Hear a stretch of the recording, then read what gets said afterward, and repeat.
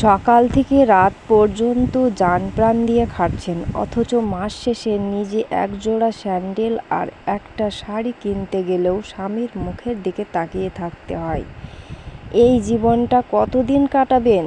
কখনো কি একলা ঘরে বসে নিজের ওপর খুব রাগ হয় না? সব কাজ নিখুঁতভাবে সামলানোর পরও আশেপাশের মানুষ বলে, ওরে, ও তো সারাদিন ঘরে বসে আইস করে। তখন বুকের ভেতরটা দুমড়ে মুচড়ে যায়, তাই না? দিন রাত খাটলেও নিজের পকেটে উপার্জনের টাকা না থাকলে সমাজে সেই খাটাখাটনির কোনো দামই থাকে না। অথচ আপনাদের মেধা আর দক্ষতাকে কাজে লাগিয়ে ঘর থেকে আপনাদের নিজের বড় পরিচয় তৈরি করা সম্ভব। এই স্বাবলম্বিতা কেবল আপনার আত্মবিশ্বাস বাড়াবে না, প্রয়োজনে পরিবারকে শক্ত খুঁটির মতো আগলে ধরে রাখবে। আসসালামু আলাইকুম, কেমন আছেন সবাই? আশা করছি ভালো আছেন। আমরাও খুব ভালো আছি। আমি আপনাদের মাঝে আর একটা নতুন ব্লগ নিয়ে চলে আসলাম। এই ব্লগটি আপনাদের খুবই ভালো লাগবে। ভালো লাগলে লাইক করবেন, কমেন্ট করে আপনাদের মতামতটা জানাবেন, আর বেশি ভালো লাগলে সাবস্ক্রাইব করে পাশে থেকে যাবেন। আর এই যে আমি সকাল সকাল ভিডিওটি স্টার্ট করেছি রান্নাঘর থেকে। সকালে ঘুম থেকে উঠে অফ ক্যামেরায় আমি সমস্ত বাসি কাজ সেরে নিয়েছি, ব্রেকফাস্ট করে নিয়েছি। তারপরে আমি দুপুরে রান্নাবান্না করে নিচ্ছি, দুবারে রান্নাবান্না করছি। আজ আমরা ঘরোয়া দারুণ সফলতার ব্যবসা দুটি সহজ উপায় নিয়ে এসেছি, যা শুরু করতে বড় পুঁজি লাগবে না, যেখানে 1 টাকাও খরচ করতে হবে না। প্রথম ব্যবসাটা বলি, চলুন অতি পরিচিত রান্নাঘরে একটা ম্যাজিক নিয়ে।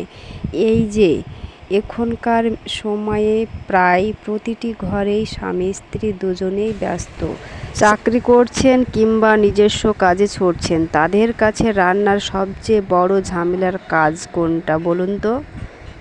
ওই যে প্রতিদিন শিলপাটায় মশলা তৈরি করা। এই যুগ যুগ ধরে চলে আসা খাটুনিকেই আপনারা প্রথমে সুযোগে রূপান্তরিত করে নিতে পারেন। আমার আইডিয়াটা একদম সহজ, তাই না? একদম খাঁটি ও ঘরোয়া তৈরি গুঁড়ো মশলা এবং বাটা মশলা ব্যবসা। মাঝে মধ্যে গুঁড়ো মশলাও পাওয়া যায়, যেগুলোর উপর মানুষ আজকাল ভরসা করতে করতে ক্লান্ত। আপনারা যদি সরাসরি আস্ত হলুদ কিনে পরিষ্কার করে শুকিয়ে ভাঙিয়ে নেন, তবে এলাকার মানুষ এক পায়ে খাড়া হয়ে থাকবেন। আদা রসুন পেঁয়াজ বাটাকে পেস্ট করে আইস ট্রের মধ্যে জমিয়ে কিউব বানিয়ে ফ্রোজেন অবস্থায় বিক্রি করলে ব্যস্ত মানুষের রান্নার পরিশ্রম অনেক কমে যাবে। গুণগত মান ধরে রাখলেই কাস্টমার তৈরি হতে সময় লাগবে না। আপনাদের সাথে কথা বলতে বলতে রান্নাটা শেষ করলাম, তারপরে সবজি বাজারটা গুছিয়ে নিচ্ছি। এবার আসা যাক ফ্যাশন সেলাইয়ের কাজ। আপনারা যদি সাধারণত সেলাইয়ের কাজ জানেন কিংবা নতুন ডিজাইনের পোশাক নিয়ে আপনাদের মাথায় চমৎকার আইডিয়া খেলে, তবে এই সুযোগ হাতছাড়া করবেন না। টেলার্সের কাজ কাপড় দিয়ে যে হয়রানি হতে হয়, তাতে মানুষ বড্ড বিরক্ত।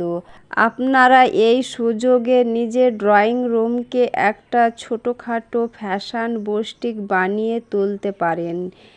ধরুন, ঘরের আলমারিতে পড়ে থাকা আমর কোনো পুরনো বেনারসি বা সিল্কের শাড়ি, যা এখন আর কেউ পরে না, সেটাকে কেটে আধুনিক গাউন বা কুর্তি বানাতে পারেন। কিংবা সাদাসিধে একটা সালোয়ার কামিজের উপর চমকদার বোতাম বা সুন্দর লেস লাগিয়ে একটা ডিজাইনার ড্রেসে লুক দিতে পারেন।